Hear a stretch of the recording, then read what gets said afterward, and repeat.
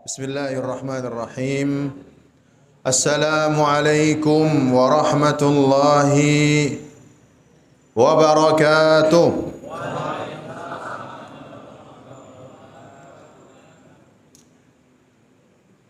Alhamdulillahilladzi anzala ala 'abdihil kitaba wa lam yaj'al lahu 'iwaja.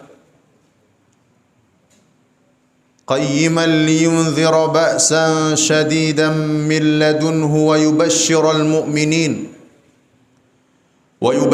المؤمنين الذين يعملون الصالحات أن لهم أجرا حسنا ماكثين فيه أبدا وينذر الذين قالوا اتخذ الله ولدا.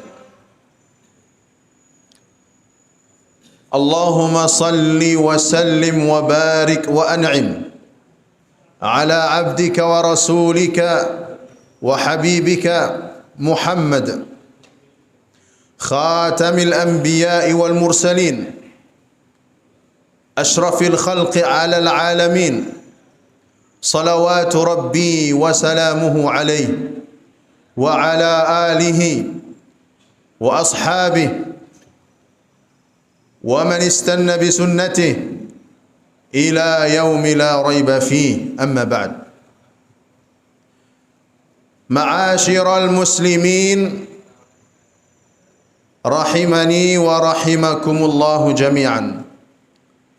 Pertama-tama dan paling utama, marilah kita panjatkan puji puja syukur kita kepada Allah Subhanahu wa taala.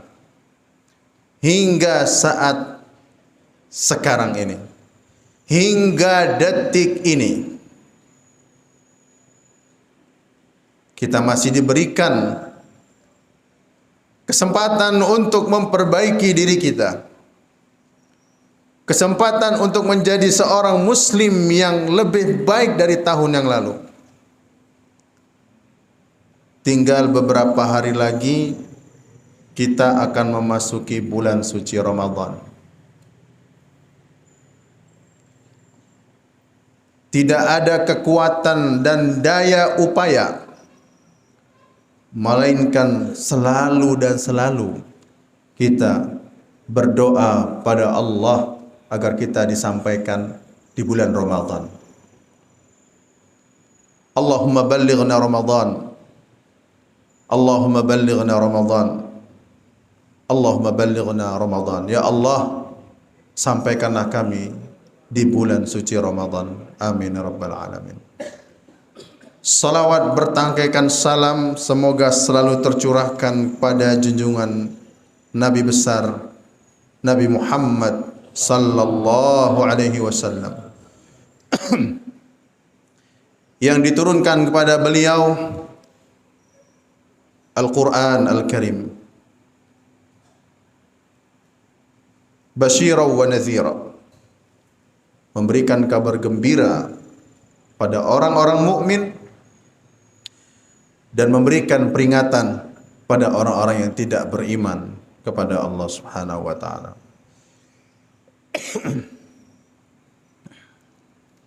Ma'asyiral muslimin rahimani wa rahimakumullahu taala. Setelah kami mengucapkan puji syukur pada Allah, kemudian bersalawat atas baginda Rasul sallallahu alaihi wasallam, kami mengucapkan terima kasih kepada seluruh jajaran yang telah hadir dalam mensukseskan acara yang sangat berharga ini. Ini acara yang saya nanti-nanti kok tiba-tiba ada telepon dari sekretaris MUI, ini ada acara pelatihan ya, pembekalan untuk imam dan khatib. Ini udah saya gadang-gadang bertahun-tahun yang lalu. Ditelepon 2 minggu lalu. Ini baru terjadi malam hari ini di bulan Sya'ban yang mulia ini, subhanallah. Alhamdulillah. Allazi bi ni'matihi tatimmus shalihat. Alhamdulillah. Kami ucapkan terima kasih kepada Bapak Camat Kecamatan Cawas beserta jajarannya kalau ikut. Kemudian Bapak Kapolsek, Bapak Dan Ramil, Bapak Ketua MUI, Bapak Ketua DMI, Dewan Masjid Indonesia, Bapak Sekretaris MUI, Bendahara MUI, dan anggota MUI beserta jajarannya. Ma'asyiral muslimin rahimani wa rahimakumullah jami'an. Pada sesi pertama, insyaallah kita akan mulai dengan fikih dakwah di jalan Allah Subhanahu wa taala. Insyaallah kita semua ini adalah penyuruh pada agama Allah Subhanahu wa taala. Tidaklah seorang nabi dan rasul diutus kecuali ani'budullah. Tidaklah seorang nabi dan rasul diutus oleh Allah Subhanahu wa taala melainkan hanya untuk menyeru ani'budullah, sembahlah Allah yang satu. Keutamaan berdakwah di jalan Allah telah Allah sebutkan di dalam Al-Quran, telah Rasul sampaikan dalam hadis-hadisnya. Apa itu berdakwah di jalan Allah Subhanahu wa taala? Asy-Syaikh Muhammad Abdul Fattah Al-Bayanuni berkata, berdakwah di jalan Allah adalah tablighul Islam linnas, menyampaikan agama Islam untuk seluruh umat manusia. Jadi boleh dong kalau kita berdakwah ke tetangga, mengajak ya pada agama Allah. Mohon maaf yang non muslim boleh aja, tapi dengan cara yang baik, tidak boleh dipaksa, kasih tahu aja, ditawarkan, itu boleh hukumnya. Ya, boleh hukumnya. Syukur-syukur kalau beliaunya masuk Islam, luar biasa. Pahalanya itu menyamai dengan onta merah, melebihi onta merah. Kalau zaman sekarang onta merah itu mobil Ferrari ya. Lebih utama daripada mobil Ferrari, satu orang yang engkau ajak masuk Islam dan dia menjadi muslim, lebih baik daripada onta merah.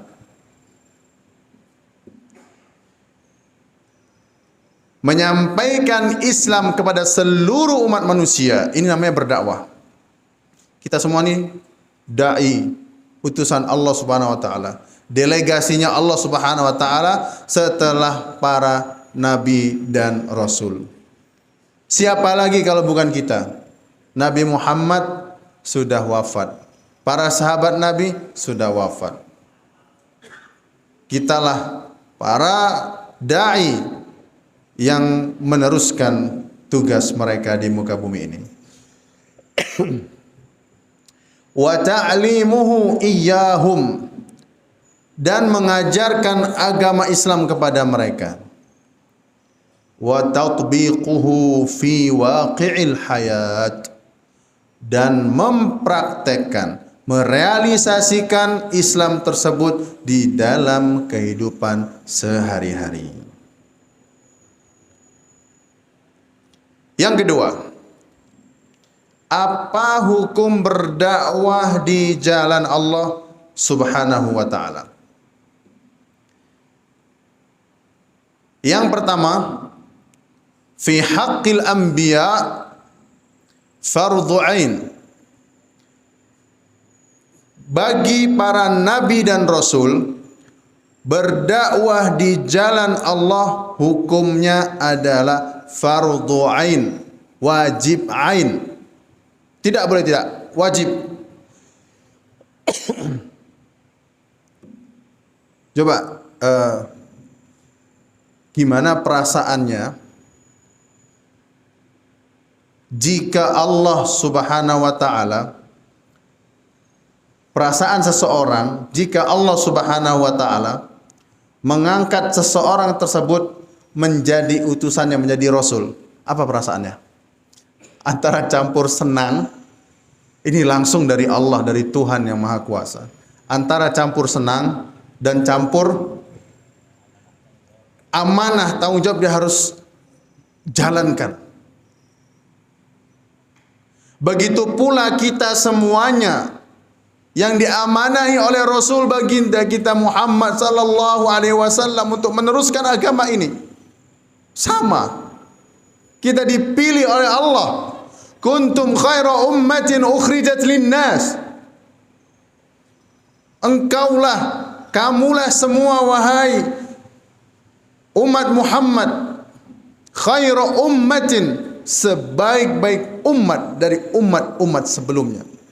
Ukhrijat linnas, diutus, dikeluarkan untuk segenap seluruh manusia.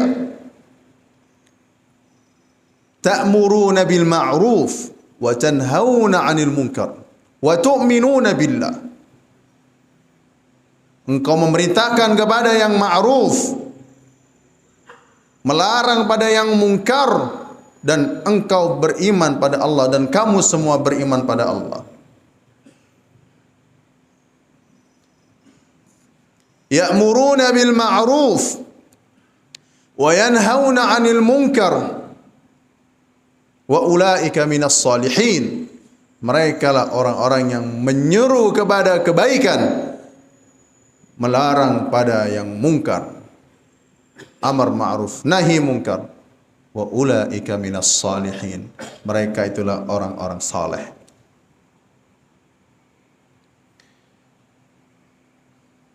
Para nabi dan rasul telah Allah wajibkan bagi mereka berdakwah di jalan Allah Subhanahu wa taala. Allah Subhanahu wa taala berfirman, "Ya ayyuhar rasul balligh ma unzila ilaika mir rabbik." Sampaikan, ya ayyuhar rasul, wahai Rasulullah Muhammad sallallahu alaihi wasallam, sampaikan apa yang diturunkan kepada Allah, apa yang diturunkan dari Allah kepadamu. Wa illam taf'al fama ballaghta risalata. Kalau engkau tidak melakukannya, berarti engkau tidak menyampaikan risalah Tuhan, risalah Allah Subhanahu wa taala. Jika engkau menyampaikannya, engkaulah Rasulullah sallallahu alaihi wasallam. Itulah Nabi kita, Nabi besar Muhammad sallallahu alaihi wasallam. Berdakwah untuk umatnya sampai beliau ketika ingin wafat itu, apa yang beliau katakan? Ummati, ummati, umatku, umatku. Wa ma malakat aimanukum. Dan budak-budak sahaya kalian. Kemudian yang kedua, bagaimana jika dakwah ini dibebankan kepada selain para nabi dan rasul? Apa hukumnya? Hukumnya juga fardhu, yaitu wajib, tapi kifayah. Nah, ini dia. Kenapa kifayah? Tidak semua orang dipilih oleh Allah Subhanahu wa taala untuk menjadi pendakwah di jalan Allah Subhanahu wa taala. Tidak semua, ini tidak sembarangan. Yang Allah pilih untuk berdakwah di jalan Allah, yakinlah engkau berada pada jalan kebaikan. Allah telah memilih engkau dan Allah akan membantu engkau hingga akhir hayat dan akan dimudahkan jalannya menuju ke surga. Tidak ada satupun seorang dai di muka bumi ini kecuali akan ditolong oleh Allah Subhanahu wa taala, akan dinaungi oleh para malaikat dengan berbagai macam cobaan yang mereka terima. Mereka akan didukung langsung oleh Rabbul Alamin, yaitu Allah Subhanahu wa taala, Tuhan semesta alam. Langsung Allah yang melindungi mereka, yang menjanjikan mereka, yang menjamin mereka masuk surga Allah Subhanahu wa taala. Itulah keutamaan para dai yang menyuruh agama Allah Subhanahu wa taala.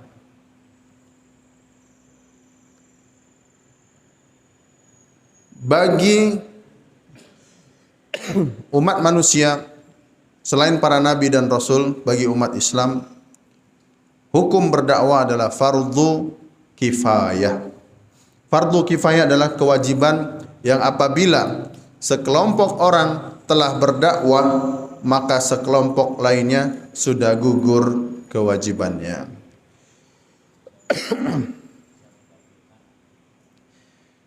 Ma'asyiral muslimin rahimani wa rahimakumullahu jami'an. Pertanyaannya, bagaimana jika dalam satu kampung tidak ada satu dai pun? Apa yang terjadi? Maka satu kampung itu berdosa semuanya. Karena hukumnya apa? Mesti ada satu orang minimal yang Allah utus, berikan amanah untuk menjadi dai di jalan Allah Subhanahu wa taala.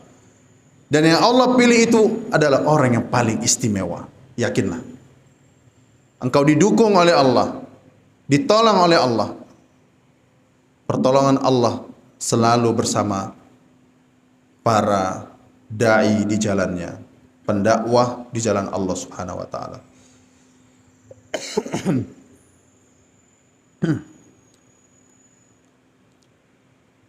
Bagian yang ketiga atau bab yang ketiga, makanatu wa fadlud da'iyah,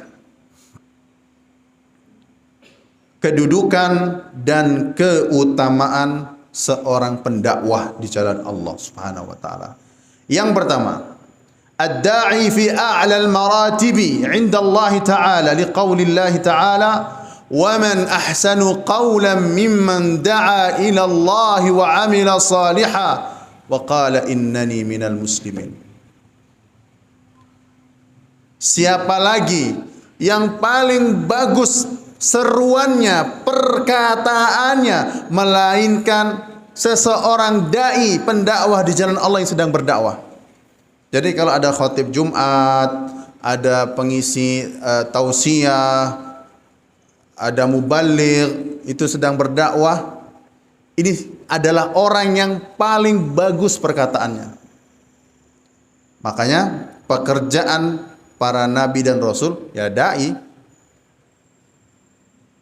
Nabi Muhammad saja dagangnya ditinggalkan. Beliau berdagang betul di umur 25. Ya kan? Begitu umur 40, begitu wahyu turun, putus. Subhanallah. Putus, tidak dagang lagi. Coba cari di referensi-referensi. Langsung fokus terhadap Al-Quran, wahyu Allah Subhanahu wa taala. Langsung jadi dai. Lah Pak Ustadz, makannya dari mana? Lah kan Rasulullah ini kan utusan Allah. Beliau tetap makan. Dan ternyata beliau itu miskin. Di sebagian cerita yang lain beliau itu sebenarnya kaya. Tapi karena hartanya disedekahkan semua sampai habis, jadi beliau tidak punya banyak harta.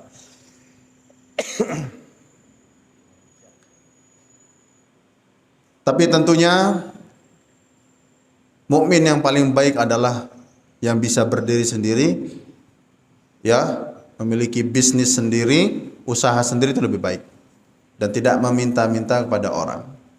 Kalau dikasih, diberikan rezeki dari orang lain, alhamdulillah. Tapi untuk minta-minta tidak dianjurkan, tidak baik. Rasulullah bagaimana cara makan beliau? Kan beliau tidak dagang, nggak kerja. Ternyata beliau juga memiliki beberapa jadwal perang. Perang itu kan menghasilkan harta rampasan. Mau ndak perang, Pak? Ngeri ya. Masa kita diajak challenge untuk perang, susah. Perang, naudzubillah min dzalik, jangan perang. Ini negara sudah aman dah, gitu aja dah. Nggak perlu kita mengharapkan hal-hal yang kita tidak siap. Rasulullah siap, karena dalam awal-awal Islam itu karena memang butuh perang. Kalau sekarang perangnya ini bukan dengan senjata, tapi dengan tulisan, dengan lisan, dengan berdakwah di jalan Allah Subhanahu wa taala. Ini zaman sekarang ini. Karena pada saat sekarang ini perang dengan senjata itu sudah tidak dibutuhkan. Karena kita kiblatnya adalah komandonya adalah pimpinan tertinggi kita, adalah pimpinan negara ini, Presiden Republik Indonesia. Ya. Apalagi kita hidup di dalam kemajemukan umat beragama, dan masing-masing umat beragama itu dilindungi oleh negara. Maka tidak ada lagi peperangan, tidak ada lagi komando perang, tidak ada. Yang ada jihad dengan berdakwah, dengan tulisan, menyampaikan Islam, tentunya dengan cara-cara yang baik, seperti itu. Jadi Nabi itu mendapatkan makan itu dari hasil rampasan perang. Capek loh perang, Pak, taruhannya nyawa. Kalau ada yang bilang, aku mau dong budak sahaya perempuan yang cantik, itu didapatkan dari perang dulu, Pak. Pedang itu nyawa. Ya kalau menang, kalau kalah ya mati toh, kan gitu. Nggak mudah itu mendapatkan hamba sahaya, ya kan? Jadi perbudakan itu muncul karena peperangan, bukan karena dia pembantu dijadikan ini budak saya. Nggak boleh, ini namanya penyelewengan dalam agama. Sekarang budak ini sudah hampir tidak ada, sudah tidak ada lagi di muka bumi. Semua manusia sudah bebas, merdeka. Yang kedua, keutamaan para dai. Dakwah merupakan wazifah asyraful khalq wa ambalahum, yaitu sebuah pekerjaan yang paling mulia di muka bumi adalah dai. Serius. Kalau panjenengan ketemu Nabi Muhammad, Rasulullah nyambut gawene nopo gitu. Rasulullah kerjanya apa? Pasti beliau jawab, saya dai. Ya kan? Gitu. Padahal masih banyak sahabat-sahabat beliau yang bisnismen, itu ada. Penting sekali juga. Jadi ada dai, ada bisnismen, ada pengusaha. Itu penting untuk menyokong Islam. Pada saat itu kalau tidak ada orang-orang kaya seperti Utsman bin Affan, seperti Abdurrahman ibn Auf, kan tidak ada namanya perlengkapan senjata, itu tidak bisa beli. Ya, tameng, senjata, kuda. Kalau tidak ada hartanya tidak bisa berangkat. Makanya sebagian sahabat yang tidak memiliki harta banyak, ketika pada saat ingin berangkat perang tidak bisa memberikan sesuatu untuk Rasul dibawa perang, mereka menangis. Nangis mereka. Ya, begitulah. Di antara kita ada yang kaya, di antara kita juga ada yang belum mampu. Yang nomor 3, keutamaan berdakwah. Orang yang berdakwah di jalan Allah adalah orang yang terdapat tanda-tanda di dalam hatinya, yaitu keimanan pada Allah Subhanahu wa taala. Yang keempat, bahwasannya seorang pendakwah itu digolongkan sebagai orang-orang pilihan Allah Subhanahu wa taala, tidak sembarangan. Dai itu tidak sembarangan. Makanya orang-orang yang telah diberikan tugas itu jangan dilepas lagi, Pak. Ini bapak-bapak semuanya ya, dari sekian puluh, ini adalah para dai di jalan Allah, pendakwah. Ketika sudah disematkan oleh Allah, engkau pendakwah, dai di jalanku, engkau adalah dai di jalan Allah Subhanahu wa taala, jangan dilepas lagi. Jangan dilepas lagi. Karena itu merupakan sebuah keutamaan yang tidak didapatkan oleh orang selain kita kecuali yang Allah pilih saja. Itu pilihan Allah Subhanahu wa taala, tidak semua orang. Pilihan. Kuntum khaira ummatin ukhrijat linnas ta'muruna bil ma'rufi wa tanhauna 'anil munkar wa tu'minuna billah. Baik. Kemudian bab yang keempat. Itu ada cuman beberapa kita sebutkan tentang keutamaan para dai di jalan Allah. Rasul sallallahu alaihi wasallam bersabda, "Ballighu anni walau ayat." Sampaikan padaku walaupun satu ayat. Pak Ustadz, saya dai, tapi saya juga kadang melanggar perintah Allah. Ini bagaimana? Gitu kan? Kalau kita sedang melanggar perintah Allah, sedang tidak taat pada Allah, bukan berarti kewajiban kita gugur untuk tetap menjadi dai di jalan Allah. Ini perlu dicatat. Kalau masing-masing kita berkeyakinan, saya ada dosa juga kok, ada salah juga, wah saya tidak layak mengajak orang pada kebaikan. Kalau kaidah ini dipakai oleh masing-masing kita, maka tidak ada dai. Karena kita semuanya berdosa. Semua kita berdosa, apalagi tidak dilihat manusia, Allah yang melihat. Kita cukup beristighfar pada Allah, kemudian kita keluar rumah berdakwah jalan Allah. Bismillah. Karena kewajiban berdakwah itu ada dua. Dakwahi dirimu sendiri dan dakwahi orang lain. Kamu sendiri mendakwakan dirimu tidak sadar, dakwah orang lain gugur tidak? Ya, tidak gugur.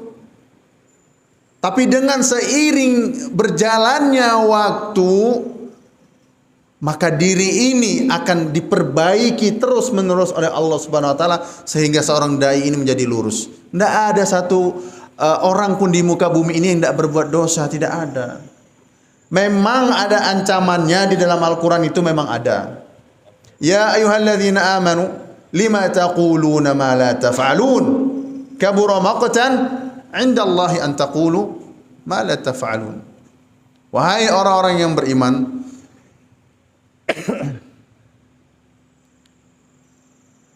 kenapa engkau menyeru, mengajak orang tapi engkau tidak melakukannya? Itu ada dalam Al-Qur'an ancamannya. Itu sungguh besar murka Allah Subhanahu wa taala. Kalian ngomong tapi kalian tidak melakukan. Kalian memerintahkan tapi kalian tidak melakukan. Kalian melarang tapi kalian melakukan. Itu ada. Memang ada. Cuman bukan berarti kita berhenti ya untuk menyeru kebaikan kepada orang lain. Berdakwah di jalan Allah itu tetap, agar terus berlangsung agama ini sampai hari kiamat. Apa yang kita lakukan ketika seorang dai berbuat salah atau dosa, jangan disebarkan ke orang lain. Cukup Allah yang tahu dan kita beristighfar pada Allah Subhanahu wa taala. Kullu bani Adam khata'. Setiap bani Adam pasti melakukan kesalahan, dia berdosa. Wa khairul khata'in tawwabun. Dan sebaik-baik orang yang melakukan kesalahan adalah orang-orang yang bertaubat. Taib. Bab keempat, syarat dan akhlak serta adab seorang pendakwah. Yang pertama, seorang pendakwah diminta untuk ikhlas karena Allah Subhanahu wa taala. Ini paling utama.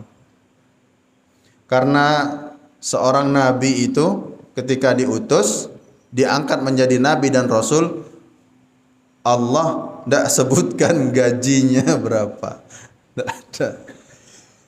Enggak ada. Tidak ada. Gitu. Kita sudah sangat bersyukur sekali di zaman milenial sekarang ya. Milenium ini. Tahun 2000 ke atas ini. Begitu diangkat menjadi guru agama, Pak, gajinya sebulan sekian. Nabi tidak ada disebutkan gajinya, subhanallah.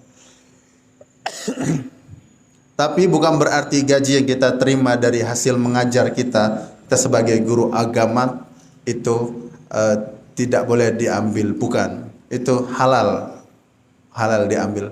Bahkan itu sebaik-baik harta yang paling halal itu. Masya Allah.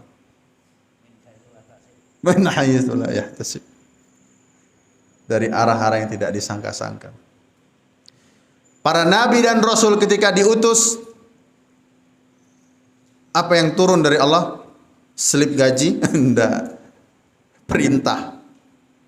Perintah pertama, Rasul diangkat menjadi Nabi. Ya. Perintah yang kedua, Rasul diangkat menjadi Rasul. Jadi ada dua tahap. Kapan Rasulullah diangkat menjadi Nabi?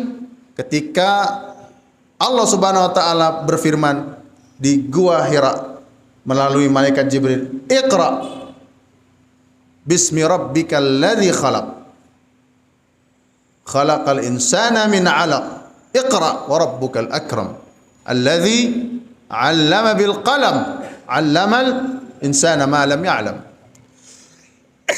Pada saat ayat ini turun, 5 ayat dari surat Al-Alaq, pada saat itulah umur Nabi pas 40, itu diangkat menjadi Nabi, baru Nabi. Kapan menjadi Rasul? Ketika Rasulullah menggigil ketakutan habis ngelihat Jibril, ya, ketakutan. Kemudian beliau mengatakan, "Dathiruni, dathiruni, wahai Khadijah, selimuti aku, selimuti aku." Gitu. Pas selimutan, Allah berfirman kembali, subhanallah, dibangunkan. Ya, apa ayatnya? Ya ayyuhal muddathir, wahai orang yang berselimut, yaitu Rasulullah sallallahu alaihi wasallam. Qum, bangun. Suruh berdakwah. Fa'anzir, subhanallah. Ini kalau didapatkan wahyu ini untuk seseorang itu mulia sekali, yaitu Rasulullah. Tidak ada lagi nabi setelah Rasul kecuali para dai. Ini para dai ini adalah para penyambung risalah kenabian. Hanya saja kita bukan nabi. Karena kalau ngaku-ngaku nabi nanti bisa ditangkap nanti. Karena nabi kita ya adalah Nabi Muhammad dan beliau adalah nabi yang terakhir. Ya ayyuhal muddathir, wahai orang yang berselimut, qum, bangunlah, fa'anzir. Nah, ini fa'anzir, dari kata-kata fa'anzir maka berilah peringatan, artinya engkau sudah resmi menjadi rasul, menyampaikan risalah. Jadi beda antara nabi dan rasul. Kalau nabi itu hamba Allah dan belum diberikan syariat untuk menyampaikan. Tapi kalau sudah rasul berarti diberikan perintah syariat untuk menyampaikan risalah, makanya disebut rasul. Fa'anzir, berilah peringatan kepada manusia. Ketika Rasul sallallahu alaihi wasallam disuruh, diminta untuk menyampaikan risalah, tidak ada slip gajinya, melainkan seluruh jiwa raganya beliau kerahkan untuk Allah, ikhlas lillahi ta'ala. Lalu bagaimana seorang da'i kalau mendapatkan rizki dari Allah subhanahu wa ta'ala melalui orang lain, baik berupa makanan, minuman, kemudian pemberian hadiah, itu rezeki halalan thayyiban dari Allah subhanahu wa ta'ala, asal tidak meminta. Kenapa? Karena meminta tarif di dalam berdakwah di jalan Allah itu tercela. Nah, misalkan saya tidak mau dakwah ini kecuali kasih saya 200 JT misalkan. Ya jangan ya. Karena mereka tidak diperintahkan, yaitu para nabi dan rasul, untuk meminta tarif. Qul la as'alukum alaihi ajra. Katakanlah, aku tidak meminta tarif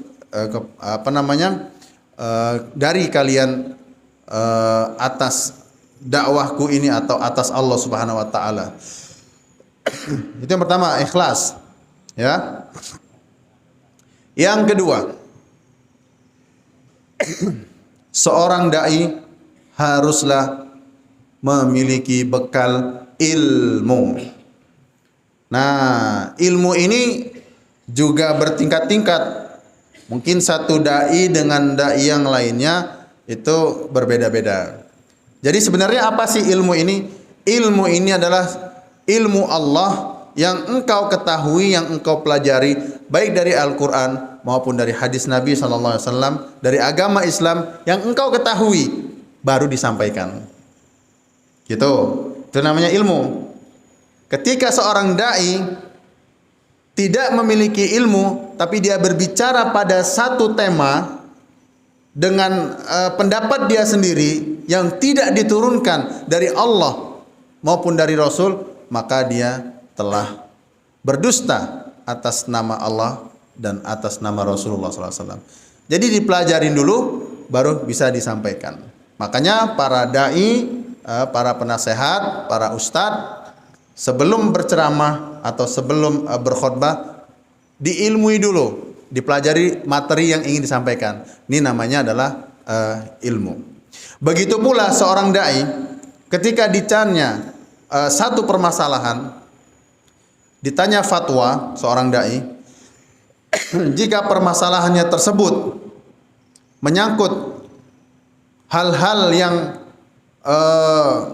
menyangkut agama, sementara dia tidak mengilmui perkara atau pertanyaan atau jawaban dari pertanyaan tersebut, maka haram hukumnya untuk menjawab sesuai hawa nafsunya. Haram.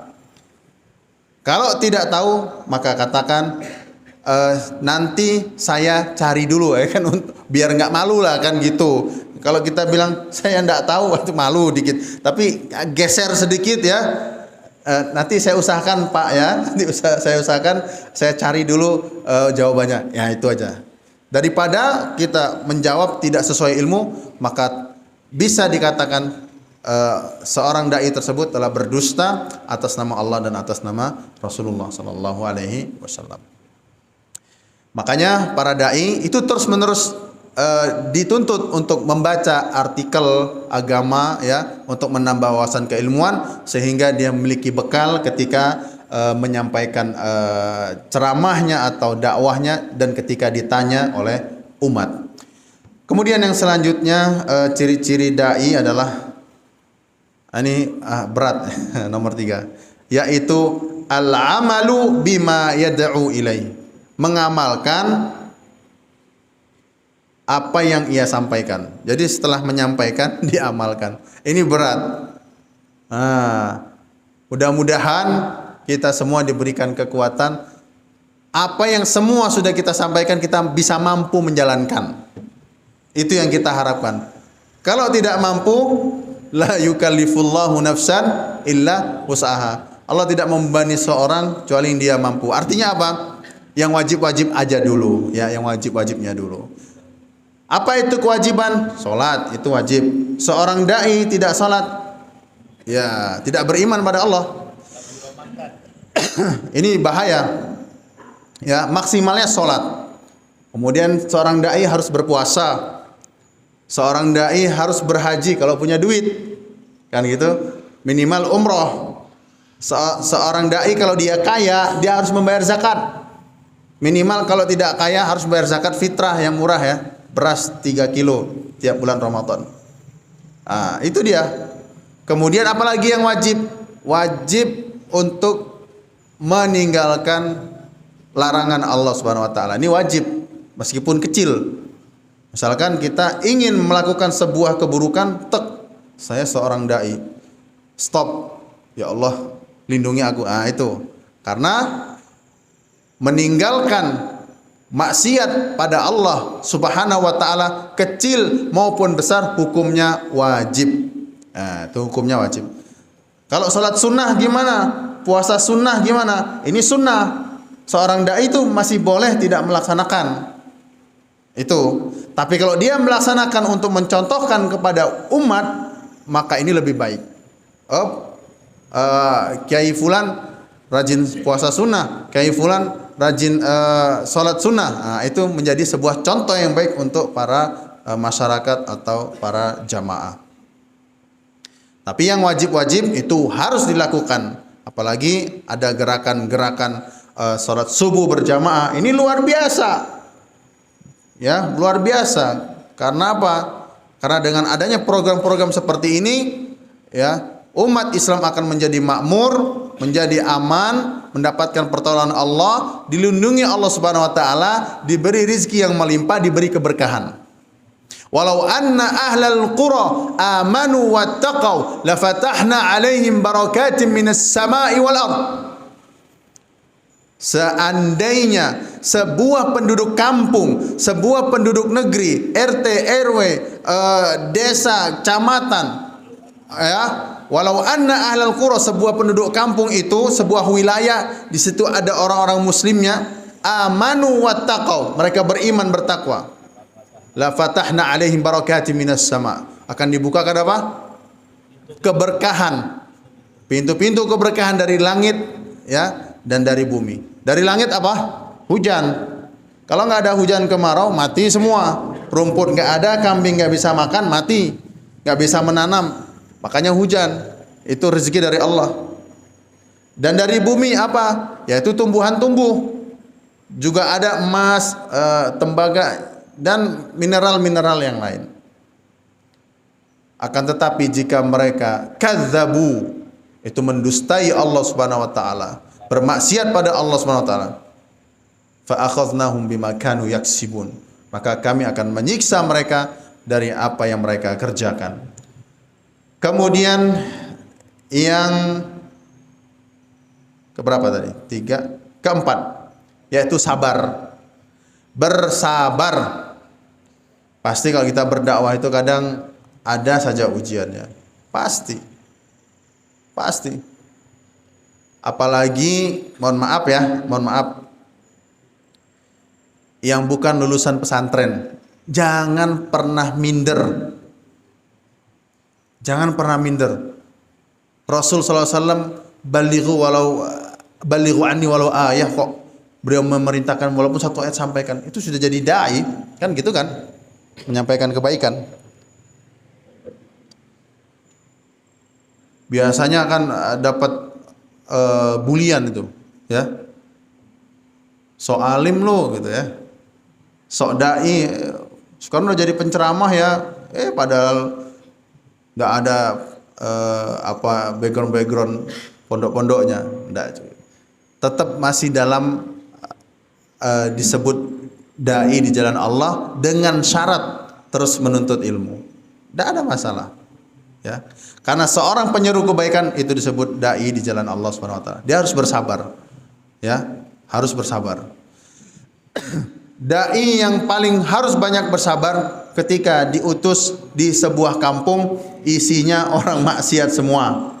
Narkoba, apalagi? Saya nggak paham itu. Makanya orang yang paling bersih itu adalah orang yang dekat pada agama, bersih dari pergaulan bebas, bersih dari narkoba, bersih dari hal-hal keburukan. Makanya ada juga satu kampung begal, itu ada satu kampung isinya begal semua, ngeri itu. Sampai ada sebuah film itu difilmkan, dai diutus ke situ, luar biasa. Kira-kira siap enggak Pak ditaruh di situ? Saya belum tentu siap. Itu pahalanya seorang dai itu luar biasa.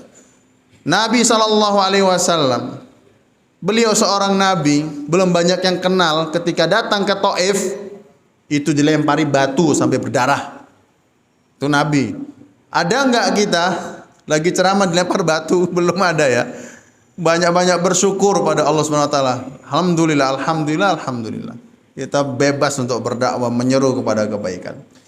Kemudian sebelum terakhir, yaitu kita berdakwah dengan hikmah dan nasihat yang baik. Hikmah itu apa? Hikmah adalah sabar. Hikmah adalah bisa memecahkan masalah, tidak tergesa-gesa, ya, dewasa. Itu hikmah. Ada jamaah yang ngamuk-ngamuk, kita tenang, tetap kita bersabar, berbuat baik pada itu hikmah namanya. Memang seperti itu. Maka Nabi Shallallahu Alaihi Wasallam ketika dilempar batu, itu datang malaikat penjaga gunung menawarkan kepada Nabi Shallallahu Alaihi Wasallam bagaimana jika gunung ini kami timpakan kepada orang-orang yang tidak beriman itu yang telah menyakitimu wahai Rasulullah. Kan dilempari batu Nabi itu sampai berdarah. Apa kata Nabi? Jangan, subhanallah. Jangan Pak, mau nangis saya. Sabar, Rasul sabar, hikmah. Kata Nabi jangan. Lalu Nabi mengatakan apa? Saya berharap dari keturunan mereka, dari sumsum belakang, tulang belakang mereka ini, ada keturunan-keturunan dari mereka yang beriman pada Allah Subhanahu wa taala. Dan betul saja. Antum lihat Saudi Arabia Islam semua 99%. Dan dari Taif ini muncul para ulama-ulama, ya mungkin nenek-nenek keturunannya dulu yang lempar Rasul. Tapi Rasul sabar, jangan. Fa innahum la ya'lamun. Mereka tuh ngelempar saya ini karena mereka nggak ngerti saya ini Rasulullah. Sudah, maafkan mereka, saya berdoa. Dari tulang rusuk mereka, dari tulang sumsum mereka akan lahir keturunan-keturunan yang beriman pada Allah Subhanahu wa taala. Itu terjadi. Makanya banyak ulama yang keluar dari Taif, bermunculan dari Taif, lahir dari daerah Taif. Taif itu dekat Mekah sekitar 1 jam. Besok yang umroh insya Allah tahu. Yang terakhir, kita harus lemah lembut kepada para jamaah atau kepada masyarakat. Berdakwah dengan lemah lembut, mengajak dengan yang baik, ya. Ya, mengajak kepada yang baik. Lalu bagaimana jika kita menemui orang yang tidak bisa didakwahi dengan lemah lembut? Kan ada orang kalau dikasih tahu dia nurut. Ini bisa dikasih dalil-dalil. Ini hukumnya begini loh, ini begini dan begini. Nanti dilaksanakan sama dia, itu bisa.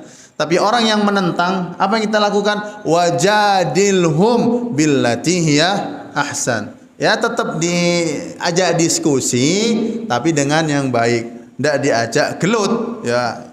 Nanti kacau dunia. Nah, inilah makanya berat nih tugas orang dai. Mau tidak? Tentu jawabannya mau, karena balasannya adalah surga Allah Subhanahu wa ta'ala. Lebih kurang saya mohon maaf.